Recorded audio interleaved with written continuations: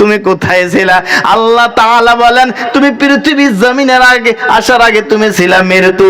তোমার রূহটাকে পৃথিবীর জমিনের মধ্যে গাছ গছনি তরু লতা হাটামাটোর বাগান সবজির মধ্যে তোমার রূহটা ছিল। আল্লাহ রাব্বুল আলামিন সেখান থেকে আল্লাহ রাব্বুল আলামিন পুনরায় তোমাকে রূহ দিয়া দুনিয়ার মধ্যে পাঠাইলো। সুম্মা ইউহয়িকুম সুম্মা ইউমীতুকুম সুম্মা ইউহয়িকুম, তোমাকে মৃত্যু থেকে আমি আল্লাহ তাআলা পুনরায় জিন্দা করে দুনিয়ার মধ্যে আমি পাঠাইলাম। আল্লাহ বলেন বান্দা কেন তুমি আমাকে ভুলিয়া গেলা? আমি আল্লাহ মায়ের গর্ভের মধ্যে তোমাকে তিল তিল করে আমি তোমাকে মায়ের গর্ভের মধ্যে আমি তোমাকে মানুষ বানাইছি। আমি আল্লাহ মায়ের নাভির সাথে নাভিটা জরিপ করে দিয়া রে আমি আল্লাহ তাআলা তোমাকে খাদ্য পৌঁছাইছি। মায়ের গর্ভের মধ্যে বড় আমি তোমাকে সুরক্ষিত রাখছি। না গেছে বাতাস, না গেছে হাওয়া। আল্লাহ তাআলা বলেন ফি করারিম মাকিন, বড় সুরক্ষিত করে বড় সুন্দর করে আমি সেখানে রাখছি। মায়ের নাভির সাথে নাভিটা জরিপ করে দিয়া সেখানে আমি খানা পৌঁছিয়েছি। ওই খানা খাইয়া তিল তিল করে আমি আল্লাহ তাআলা তোমাকে আমি পৃথিবীর জমিনের মধ্যে মায়ের গর্ভ থেকে আমি পাঠাইছি। কেন বান্দা তুমি আমি আল্লাহ রাব্বুল আলামিনের কথা তুমি ভুলিয়া গেছো? আল্লাহ তাআলা বলেন তুমি আমাকে কেন তোমরা ভুলিয়া গেলা রে বান্দা? তুমি কি জানো না? তুমি একবার জিজ্ঞাসা করো, তোমার দাদার কাছে জিজ্ঞাসা করো, দাদা গো আমি যে দুনিয়ার মধ্যে আসবো আমার নামটা কি কেউ দুনিয়ার মধ্যে রাখছিল নি? আমার নামের খবর কি পৃথিবীর জমিনের মধ্যে কেউ বলতে পারছে? আল্লাহ তাআলা বলেন আল আতা আলাল ইনসানি হিনুম মিনাদ দাহরি লাম ইয়াকুন শাইআম মাযকুর। তুমি কার ছেলে? হাবিব আলী দুনিয়ার মধ্যে আসবা, তুমি জন্মের আগে কেউ জানতো না তোমার নাম হাবিব আলী হবে, তোমার নাম হাসান আলী হবে, তুমি আমাকে সন্তান হবা, তুমি একটা ডাক্তার হয়ে যাবা, তুমি একটা ইঞ্জিনিয়ার হয়ে যাবা। দুনিয়ার কোনো মানুষ জানছিল না, তোমার পরদাদাও জানছিল না। আল্লাহ তাআলা বলেন আমি জানি বান্দা তোমাকে দুনিয়ার মধ্যে পাঠাইবো, আমি তোমাকে কর্মসংস্থান দিব, আমি খানার ব্যবস্থা করে দিব, আমি ঘরের ব্যবস্থা করে দিব, সবকিছু আমি করে দেওয়ার পরে আল্লাহ বলেন বান্দা তারপর আমি আল্লাহ তাআলা থেকে কেন দূরে চলে গেলাম? ও ভাই বড় দুঃখের কথা, আমি যখন কবরের পাশ দিয়ে যখন আসতেছিলাম, আমি সালাম দিতে আসতেছিলাম, ভাইরে আমার অন্তর কেঁপে উঠল। হাই রে আজকে এখান থেকে কবরের মধ্যে পাশে পাশে আমি হাইটা যাইতেছি, আমার মতো কত যুবক এই পৃথিবীর জমিনের মধ্যে শক্তি দেখাইছিল, আজকে তারা নাই রে। এই কবরের মধ্যে চিরদিনের জন্য ঘুমায় আছে, আর কোনোদিন ঘুরে আসবে না। এই মেহফিলের মধ্যে কত বাবা বসে আছো রে, কার জানো বাবা এই কবরস্থানের মধ্যে চিরদিনের জন্য ঘুমাইয়া গেছে? কার জানো মা চিরদিনের জন্য কবরের বাসিন্দা হয়ে গেছে? কার জানো ছোট ভাই দুনিয়ার থেকে চির বিদায় নিয়ে কবরস্থানে ঘুমায় আছে? আল্লাহ তাআলা জানিয়ে দিলেন ফালিয়াযহাকু কালিলা ওয়ালিয়াবকু কাসীরা। বান্দা দুনিয়ার মধ্যে বেশি বেশি করে হাসা করিও না, দুনিয়ার মধ্যে বেশি বেশি করে তুমি কান্না করো আল্লাহর জন্য। কবরস্থানের পাশে যখন হযরত ওসমান গনি রাদিয়াল্লাহু তাআলা আনহু চলে যাইতো, কান্তি কান্তি দাড়ি মোবারক পর্যন্ত ভিজে যাইতো, জিজ্ঞাসা করলেন আল্লাহর প্যারা বান্দা হযরত ওসমান গনিকে জিজ্ঞাসা করা হলো, ওসমান আপনি তো জান্নাতের সার্টিফিকেট পাইছেন, আবার কবরের কাছে আসার পরে এত কেন আপনি কান্না করেন? দয়া করে আপনি বলেন না যে নাকি জান্নাতের সার্টিফিকেট দেওয়া হয়েছিল হযরত রাদিয়াল্লাহু তাআলা আনহু কবরের কাছে দাঁড়ায়া দাঁড়ায়া কাঁদতো আর বলতো, ওমর ভাই, এই কবরের মধ্যে কি মামলা হবে আমি ওসমান জানতে পারি না। এই কবরের মধ্যে আমার সাথে কি হাসর নাসর হবে আমি তা বলতে পারি না রে বাবা। ও যুবক ভাই, এই দুনিয়া থেকে যাইতে হবে। এই দুনিয়া হলো চিরস্থায়ী ঘর না, অল্প সময়ের জন্য দুনিয়া। দুনিয়ার থেকে যখন চলে যাব, কবর হবে আসল বাড়ি, কবর হবে আসল ঠিকানা, কবর হবে ঘর, অন্ধকারের ঘর, না থাকবে বাতি, না থাকবে লাইট। এই কবর হবে আসল ঠিকানা। কবর হবে আপনার জন্য, আমার জন্য ঘর, কবর হয়ে যাবে আমার জন্য শেষ স্থান। নবী মুহাম্মদ বলে দিলেন, আমল যদি ভালো হয় কবর তোমার জন্য জান্নাতের বাগিচা হয়ে যাবে। আমল যদি ভালো হয় কবর তোমার জন্য জান্নাতের বাগিচা ভালো হয়ে যাবে। আর আমল যদি নাই রে, তোমার জন্য কবরটা জাহান্নামের গর্ত হয়ে যাবে। যা কিছু করো না কেন, বাহাদুরি যতই কিছু করি না কেন, আমল নাই, কবর আপনার সাথে মুআমালা করবি না। রব্বুল আলামিন ডাক দিয়ে বলেন, কুল ইন্নাল মাউতাল্লাযী তাফিরুনা মিন ফাইন্নাহু মুলাকীকুম। রব্বুল আলামিন ডাক দিয়ে বলেন, নবী গো, আমার বন্ধু জানিয়ে দাও, জানিয়ে দাও পৃথিবীর মানুষগুলো যারা এই মউত থেকে ভাগতেছে, দৌড়াদৌড়ি করতেছে, আল্লাহ বলেন না না, আমার মউত থেকে পালায়ন করতে পারবা না, আমার মউত থেকে বাঁচতে পারবা না। তুমি যদি হালকাতের মধ্যেও থাকো, তুমি যদি জমিনের তলেও থাকো, আমি আল্লাহ রব্বুল আলামিন তোমাকে ধরে নিয়ে আসবো। ফাইন্নাহু মুলাকীকুম। ওই আল্লাহ তাআলার দিকে ঘুরিয়া যাইতে হবে রে, যে আল্লাহ তাআলা গায়বের খবর জানে, যে আল্লাহ তাআলা জাহির খবর জানে। সুম্মা তুরাদ্দুনা ইলা আলিমুল গায়বি ওয়াশ শাহাদা ফায়ুনাব্বিউকুম বিমা কুনতুম তা'মালুন। যে আল্লাহ তাআলা বাতিনিও জানে, যে আল্লাহ তাআলা জাহিরিও জানে, সেই রব্বুল আলামিনের দিকে তোমার ঘুরিয়া যাইতে হবে। কথা বলুন ভাই, ঠিক না? না ঠিক? কষ্ট পাইতেছেন যুবক ভাইয়েরা? আমার মুসলমান ভাইয়েরা, আমার মা বোনেরা গো, বিশ্ব নবীর বেটি মা ফাতেমা রাদিয়াল্লাহু তাআলা আনহা, যিনাকে জান্নাতের সার্টিফিকেট দেওয়া হয়েছিল, তাকে জান্নাতের মহিলাদের সরদারনি বলে ঘোষণা করলেন নবী মুহাম্মদ রাসূলুল্লাহ সাল্লাল্লাহু আলাইহি ওয়াসাল্লাম। ঘোষণা করেছেন জান্নাতের মহিলাদের যিনি সরদারনি হবেন, তিনি হবেন আমার বেটি মা ফাতেমা। এই ফাতেমা রাদিয়াল্লাহু তাআলা আনহা পৃথিবীর জমিন থেকে যখন বিদায় হয়ে যাওয়ার কিছু মুহূর্ত আগে একদিন সকালবেলা উঠিয়া কাপড় ধুত করার জন্য সমস্ত কাপড়গুলো বাহির করেছে, বাড়ির মধ্যে সমস্ত কিছু কাপড়গুলো বাহির করেছে, আর কালাই পিষতেছে একটা হাত দিয়ে দিয়ে। ইতিমধ্যে তেনার স্বামী আলী কলিমুল্লাহ ওয়াজুগরের মধ্যে দাখিল হয়ে গেল।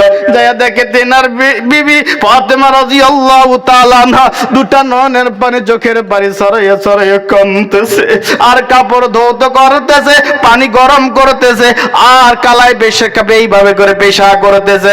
হযরত আলী করিমুল্লাহ ওয়াজু নাক দিয়ে বললেন, ফাতেমা আমার বিবি রে, তুমি বিশ্ব নবীর বেটি হিসাবে আমি আলী করিমুল্লাহ ওয়াজু তোমার হক আদায় করতে পারি নাই। জীবনে এক সান্তা খানা আমি তোমাকে ভালোভাবে দিতে পারি নাই, একটা কাপড় তোমাকে আমি ভালোভাবে পরিধান করতে আমি দিতে পারি নাই, এক সান্তা খানা রুটি আমি তোমাকে ভালোভাবে আমি দিতে পারি নাই, সেই জন্য তুমি কান্না করতেছো। ফাতেমা রাদিয়াল্লাহু তাআলা আনহা বলেন, স্বামী গো, আমি তার জন্য কান্না করি না। বলে, কি জন্য কান্না করতেছো? এবার ফাতেমা ডাক দিয়ে বলেন, স্বামী গো, আমি এই জন্য কান্না করতেছি, আজ রাত রাত্রি বিশ্ব নবী দুজানের বাদশা আমার বাবা আমাকে স্বপ্ন দেখেছে বেটি রে, আর তোমার কান্না করতে হবে না, জীবনে অনেক কান্না করেছো, আর তোমার কান্না করতে হবে না, আর তোমার কান্না করতে হবে না। আজকে সেহরি খাবা তোমার স্বামীর দপ্তরে, আর ইফতার করবা আমি নবী মুহাম্মাদের দপ্তরে। এই কথা বলার সাথে সাথে আলী করিমুল্লাহ ওয়াজু গলা কাটা মুরগির মতো দফর দরফর করে জমিনের মধ্যে পুরো কান্না আরম্ভ করে, আর ডাক দিয়ে বলে ফাতিমা রে, এই কথা আমি সহ্য করতে পারবো না। আর 6 মাস আগে বিশ্ব নবী দুজানের বাদশা দুনিয়ার থেকে বিদায় হয়ে গেছে, যার কষ্ট এখন পর্যন্ত আমি আলী করিমুল্লাহ ওয়াজু সহ্য করতে পারি নাই। আর 6 মাস হয়ে গেছে নবী মুহাম্মদ রাসূলুল্লাহ চলে গেছে, যার বেদনা এখন অন্তর থেকে আমার যায় নাই। তুমি যদি ফাতিমা চলে যাও, আমরা কার দিকে তাকাইয়া আমার নবী মুহাম্মদকে স্মরণ করতে পারবো? কাকে আমরা স্মরণ করব? তোমার এই কথা আমি মানতে পারি না। আলী করিমুল্লাহ ওয়াজু গলা কাটা মুরগির মতো কাঁদতেছে আর চোখের পারতেছে। ইতিমধ্যে ডাক দে বলেন স্বামী গো, তুমি আর কান্নার দরকার নাই, আমি তোমাকে একটা ওসিয়ত করি, যেহেতু আল্লাহ তাআলা হুকুম করেছে আমার যেতে হবে, ও স্বামী গো আমি তোমাকে কিছু নসিহত করে যাই। বলে কি? স্বামী গো আমি যখন দুনিয়ার থেকে চলে যাব, 1 নম্বর ওসিয়ত হলো আমি যখন দুনিয়ার থেকে চলে যাব আপনি দ্বিতীয় একটা নিকাহ করে নেবেন। 2 নম্বর ওসিয়ত হলো স্বামী গো আমার জানাজার মধ্যে আপনি কাউকে ডাকবেন না। 3 নম্বর হলো স্বামী গো আমি যখন দুনিয়ার থেকে চলে যাব আমার মাসুম মাসুম বাচ্চা ইমাম হাসান হোসেনের মা থাকবে না, তারা কষ্ট অনুভব করবে। স্বামী গো কিছু সময়টা বাহির করিয়া আমার কলিজার টুকরা হাসান হোসেনের কাছে দিয়ে দিবা। আলী করিমুল্লাহ ওয়াজু মা বোনের দিয়ান দিয়ে শুনবেন গো, যখন বিশ্ব নবীর বেটি মা ফাতেমা ডাক দিয়া বললেন আলী আমি যখন দুনিয়ার থেকে চলে যাব আমার জানাজার মধ্যে বেশি মানুষকে শরীক করানো যাবে না। আলী করিমুল্লাহ ওয়াজু রাগ করে বললেন এটা কেমন কথা বললাম, তোমার জানাজার মধ্যে কাউকে ডাকবো না এটা হতে পারে না, আমি আনসারীদেরকে দাওয়াত করব, আমি মুহাজিরকে আহ্বান জানাইবো। আলী করিমুল্লাহ ওয়াজু এই কথা বলার পরে মা বোনেরা দিয়ান দিয়ে শুনবেন। হযরত মা ফাতেমা রাদিয়াল্লাহু তাআলা আনহা বলেন স্বামী গো পাগলামি করিয়েন না, আপনি তো জানতে চান না আমি কেন এই কথা বললাম যে আমার জানাজার মধ্যে কাউকে শরীক করা যাবে না। বলো বলো বলো বলো। হযরত মা ফাতেমা রাদিয়াল্লাহু তাআলা ডাক দিয়ে বলেন স্বামী গো আমার মা বোনেরা কান খাড়া করে শোনেন গো। হযরত মা ফাতেমা বলেন আমার জানাজার মধ্যে যখন বিভিন্ন মানুষ গলা শরীক হয়ে যাবে আর আমার মাইয়ারটা দেখবে, কেউ বলবে নবীর বেটি এমন মোটা ছিল, তার চেহারাটা এমন ছিল, লম্বা এতটুকু ছিল, এমন তেমন ছিল, তাদের অন্তরের জিনা হয়ে যাবে, তাদের বদগুমানি হয়ে যাবে। আমি ফাতেমার জন্য নবীর উম্মত কেউ জানি জাহান্নামে যায় না রে, সেই জন্য আমি ফাতেমার জানাজার মধ্যে কাউকে রাখা যাবে না। ও মা পৃথিবীর জমিনের মধ্যে তুমি কেমন নারী হইলা, মা ফাতেমার অনুসারী হইতে পারলো না, না তোমার মাথায় আছে কাবর না তোমার শরীরে আছে কাবর, মাথার চুল খোলে খোলে তুমি রাস্তায় ঘুরাইটা কোনো সময় হইতে পারে না। তুমি যদি জান্নাতের মহিলাদের সর্দারিনী মা ফাতেমার সাথে জান্নাতে যাইতে চাও তাহলে পৃথিবীর জমিনের মধ্যে গো মা ফাতেমার অনুসারী হইয়া যাও। লা ইলাহা ইল্লাল্লাহ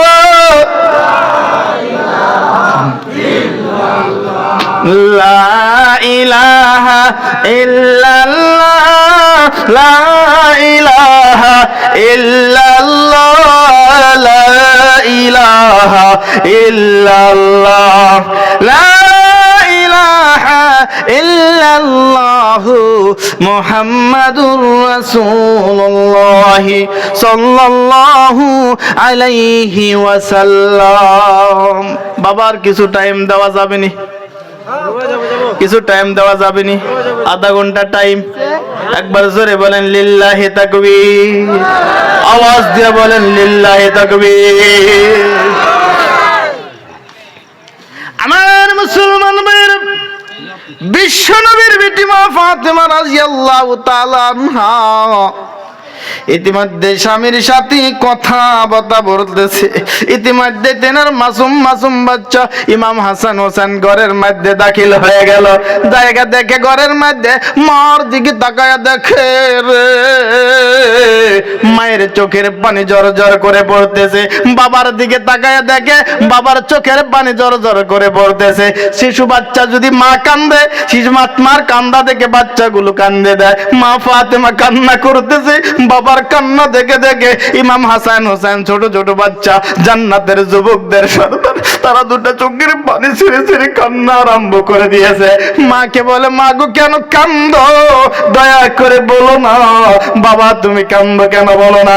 বাবাও বলে না, মাও বলে না। দৌড় দিয়ে বিশ্ব নবীর মাজারের মধ্যে চলে গেল।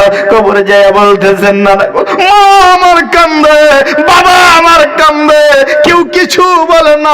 নবী গো ইয়া রাসূলুল্লাহ, ইয়া হাবিবাল্লাহ, আপনি দয়া করে বলুন না আমার মা কেন কান্দে, আমার বাবা কেন কান্দে।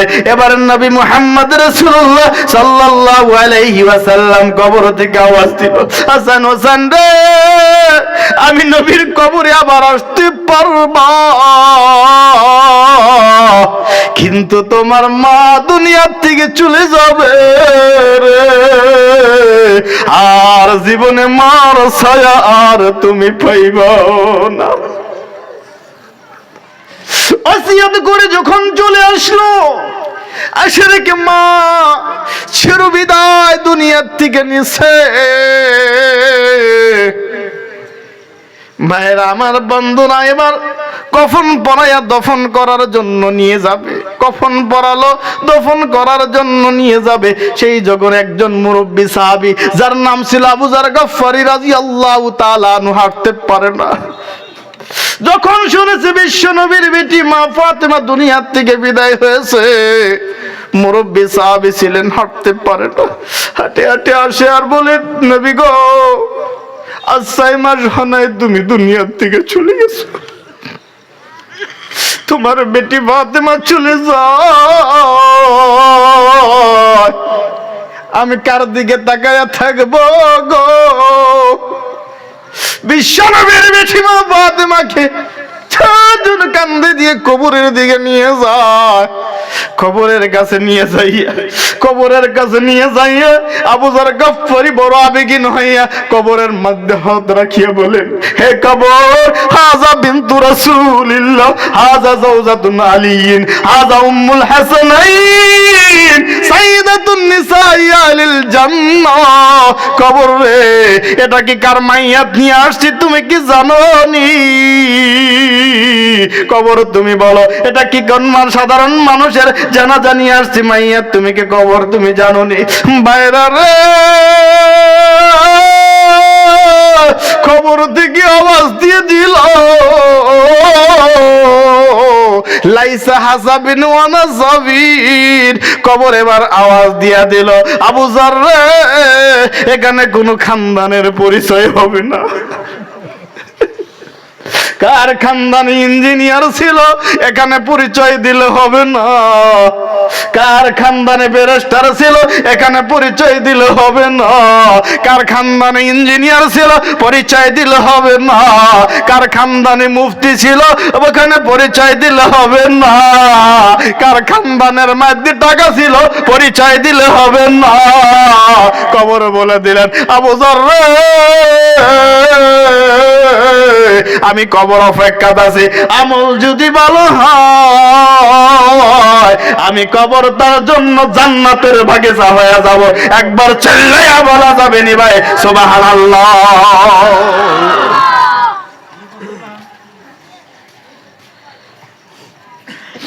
আমার মুসলমান ভাই, প্রত্যেকটা দিন জায়গায় জায়গায় জলসা করি বাবারে। আমি যখন কবরস্থানের জলসায় যাই আমার মনের মধ্যে উদয় হয়েছে, কবে জানো আমার মাইয়ারটাই কবরের মধ্যে রাখবে, মানুষ দলে দলে আমার পিছনে তাকাইয়া থাকবে, আমাকে উপরে শুয়ে রাখবে।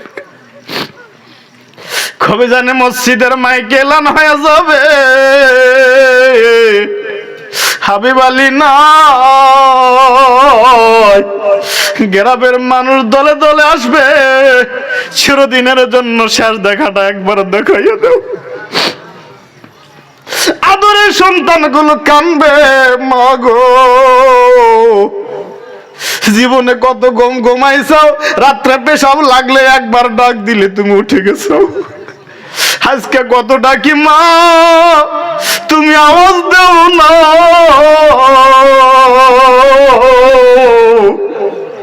তুমি চিরদিনের জন্য কোন জগতে চলে গেল। আমার বন্ধুগণ রে, এই সময়টা সবার আসবে, এই কবরের বাসিন্দাও তো কবরে যাইতে হবে, কবর হবে আসল ঠিকানা। যে কবরে থাকবে না লাট, যে কবরে থাকবে না বাতি, কবর হবে আসল ঘর, কবর হবে আসল ঠিকানা। আমার মুসলমান ভাই, আমার বন্ধুগণ, এই কবরের কাছে একটি অনুষ্ঠান, যখন আপনার মাকে শুয়াইয়া রাখছেন, নবী মুহাম্মদ বলেন তুমি ওই জায়গার মধ্যে তোমার আত্মীয় স্বজনকে কবর দাও, যেখানে একটা দিনে প্রতিষ্ঠান আছে। রাত যখন গভীর হয়ে যায়, সমস্ত মানুষগুলো ঘুমাইয়া যায়, সমস্ত মানুষ আরামের বিছনায় ঘুমাইয়া থাকে, আর এই মাসুম মাসুম বাচ্চা মা রে বাবা রে পবিত্র কোরআনুল কারীম নিয়ে তেলাওয়াত করে আলহামদুলিল্লাহি রাব্বিল আলামিন। আপনার যদি পড়শি ভালো হয়, আপনি দুনিয়ার মধ্যে থাইকা শান্তি পাবেন। নবী মুহাম্মদ বলে দিলেন তোমার কবরের পড়শি যদি ভালো হয় রে,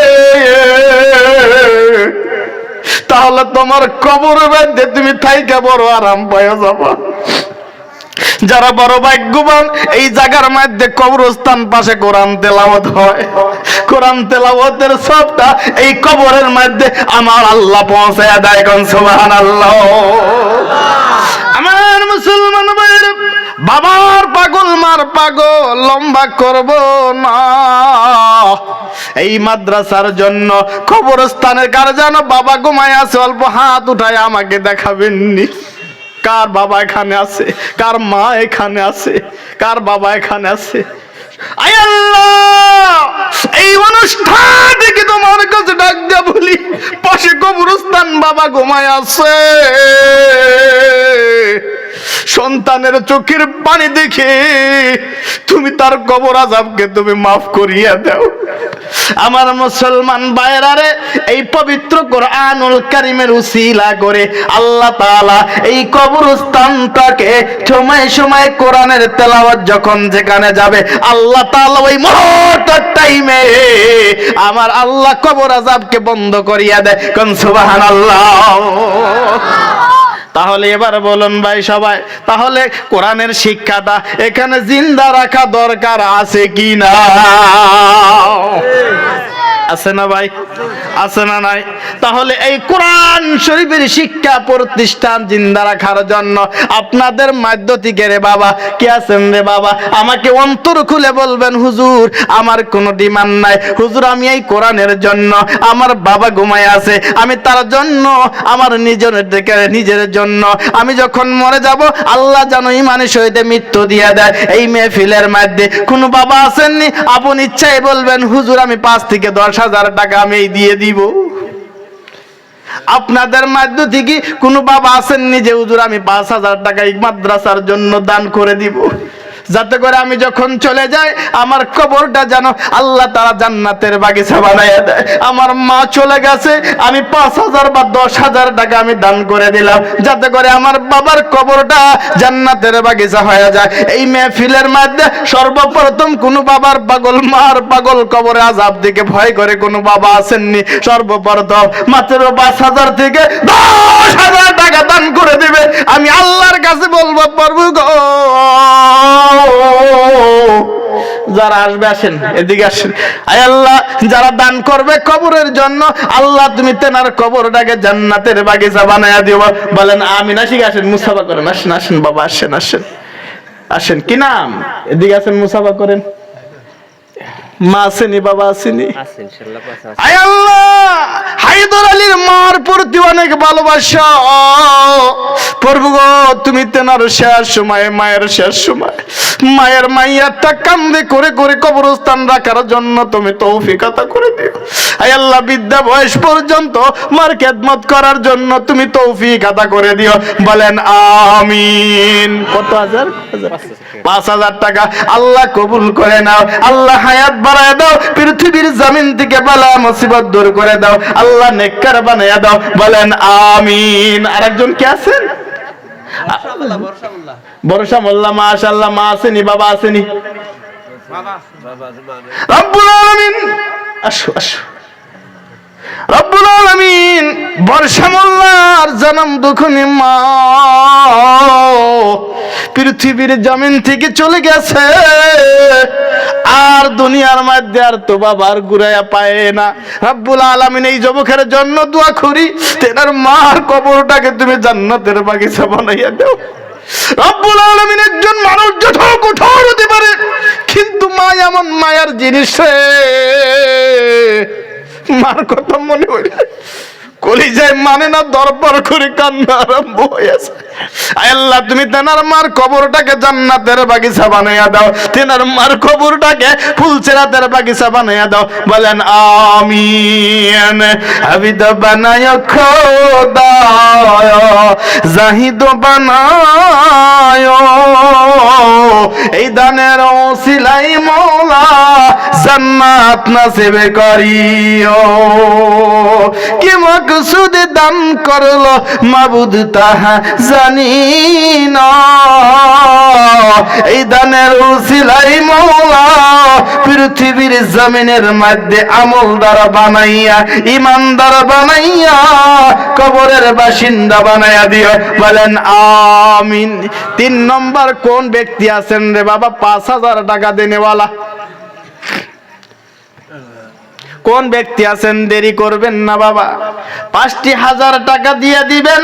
কারণ এই পৃথিবীর জমিনের মধ্যে যখন আপনি দুনিয়ার মধ্যে বিভিন্ন জায়গার মুসিবতের মধ্যে পড়েন, কি নাম?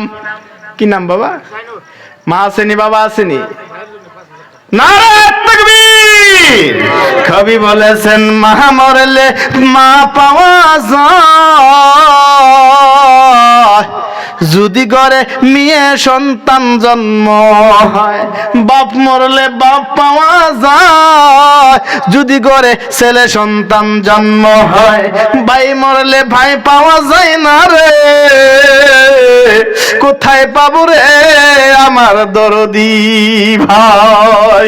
হায় আল্লাহ, ভাইয়ের জন্য 5,000 টাকা দান করে দিল আল্লাহ, তুমি তেনার ভাইকে কবুল করে নাও। হায় আল্লাহ, পৃথিবীর জমিনের মধ্যে বালা মুসিবত থেকে দূর করো আল্লাহ, বিপদ মুক্ত করে দাও আল্লাহ, নাজাতের জরিয়া বানায়া দাও আল্লাহ, ইমানদার বানায়া মৃত্যু দিয়ে দিও। কবরটাকে তুমি পৃথিবীর জমিন থেকে আয় আল্লাহ কবর পর্যন্ত ঈমান নিয়ে যাওয়ার জন্য তুমি তৌফিক আতা করিয়া দিও। বলেন আমিন। কিনা আমার ছোট ভাইয়ের জন্য 5,000 টাকা দিন। মাশাআল্লাহ। নারে তাকবীর। মাশাআল্লাহ। কি নাম? মুনতাজ আলী। মাশাআল্লাহ, তিনিও ছোট ভাইয়ের জন্য 5,000 টাকা দান করে দিল। হায় আল্লাহ গো, ভাইয়ের মহাব্বতে তিনিও ছোট ভাইয়ের জন্য 5,000 টাকা দান করে দিল। আয় আল্লাহ, তুমি তেনার দানকে কবুল করো। আয় আল্লাহ, কঠিন কিয়ামতের দিন হাসরের ময়দানে রব্বুল আলামিন ভাইয়ের সাথে তুমি হাসর নাসর করিয়া দিও আল্লাহ, তুমি কবুল করে নাও। পৃথিবীর জমিন থেকে বালা মুসিবত দূর করো আল্লাহ, তুমি নেককার বানায়া দাও। আয় আল্লাহ গো, কামার মধ্যে বরকত দিয়া দাও। আয় আল্লাহ, ঈমানের সাথে তুমি মৃত্যু নসিব করে দিও। বলেন আমিন। দানকারীর দান আল্লাহ সুখে রাখো কবরে, এই দানের উসিলাই মওলা জান্নাত নসিব করিও। কয় নম্বর হয়ে গেল? হ্যাঁ 4 নম্বর হয়ে গেল বাবা। বিশ্বনবী মুহাম্মদ রাসূলুল্লাহ বলে দিলেন, আমার আশরা মুবাশশারা 10 জন সাহাবী আছে রে, সারা পৃথিবীর জমিনে আমার আখিরি উম্মতেরা যদি আমার সাহাবাদের ইত্তেবা করে, আমাদের সাহাবাদের যদি অনুসারী হইয়া যায়, তাহলে তারা অবশ্যই জান্নাতের অধিকারী হয়ে যাবে। কোন সুবহানাল্লাহ। ওই 10 জন সাহাবীর মধ্যে থেকে ওমর গেল, ওসমান গেল, আবু বকর গেল, আলী গেল, 4 জন চলে গেল। এইভাবে করে প্রত্যেক জন সাহাবীর সাথে জানিওয়ালা জান্নাতে যাওয়ার জন্য 5 নম্বর একজন ব্যক্তি বলবেন, হুজুর গো আমিও 5000 টাকা দিয়ে দিব, আমাকে যত আল্লাহ তাআলা পৃথিবীর জমিনের মধ্যে কামাই মধ্যে বরকত দিয়ে দেয়। বাবা গো, পৃথিবীর জমিনের মধ্যে যারা বেশি বেশি করে দান করবে তার অনেক নজির আছে। নবী মুহাম্মদ রাসূলুল্লাহ সাল্লাল্লাহু আলাইহি ওয়াসাল্লাম বলে দিলেন, আল্লাহ রাব্বুল আলামিনের হাবিব বলে দিলেন, as-সাদাকাতু তুরাদ্দুল বালা, দুনিয়ার মধ্যে মুসিবতের মধ্যে পড়েছে দান করে দাও, সাদকা করে দাও, আল্লাহ তাআলা তোমাকে বিপদ থেকে রক্ষা করিয়ে দিবে। এমনি ভাবে হযরত মা ফাতিমা রাদিয়াল্লাহু তাআলা আনহার জীবনের মধ্যে একটি ঘটনা ঘটে গেল। হযরত মা ফাতিমা রাদিয়াল্লাহু তাআলা আনহা পৃথিবীর জমিনের মধ্যে এমন একটি ঘটনা ঘটে গেল, শরীরটা বড় অসুস্থ, একটু অসুস্থ হয়ে গেছে, মুখের মধ্যে খানা ভালো লাগে না। নারে তাকবীর, জোরে নারে তাকবীর। কি নাম? আফজাল হোসেন। মাশাআল্লাহ, 5 নম্বর হয়ে গেল। আয় আল্লাহ, তুমি তেনার দানকে কবুল করো, মনের আশা পূর্ণ করো, পৃথিবীর জমিন থেকে বালা মুসিবত দূর করো, আল্লাহ হায়াত বানাইয়া দাও। আল্লাহ মওতের সময় তুমি কলেমা নসিব করিয়া দাও, বলেন আমিন। রব্বুল আলামিনের অতি ঘনিষ্ঠ বান্দা মা ফাতিমা রাদিয়াল্লাহু তাআলা আনহা বড় অসুস্থতা অবলম্বন করেছে, মুখের মধ্যে খানা ভালো লাগে না, খানা খাই মুখের মধ্যে স্বাদ লাগে না। একদিন তেনার স্বামী আলী করিমুল্লাহ ঝুঁকে ডাক দিয়ে বলেন, স্বামী গো, খানা খাই কিন্তু মুখের মধ্যে টেস্টি লাগে না, আমার আজকে মনে চাইতেছে শরীরটা বড় অসুস্থ আমার হয়ে গেছে, একটা বেদনা খাওয়ার জন্য, ডালিম খাওয়ার জন্য। এমন অস্থিরতা, বাড়িতে কিছু নাই, একটা চাদর নিয়ে বাজারে চলে গেল, বাজারে যাইয়া একটা বেদনা খরিদ করেছে, বেদনাটা খরিদ করিয়া চাদরের মধ্যে এমনি ভাবে লুকাইয়া রাস্তা দিয়ে আসতেছে। রাস্তার মধ্যে একজন ভিক্ষুক ডাক দিয়ে বলে, না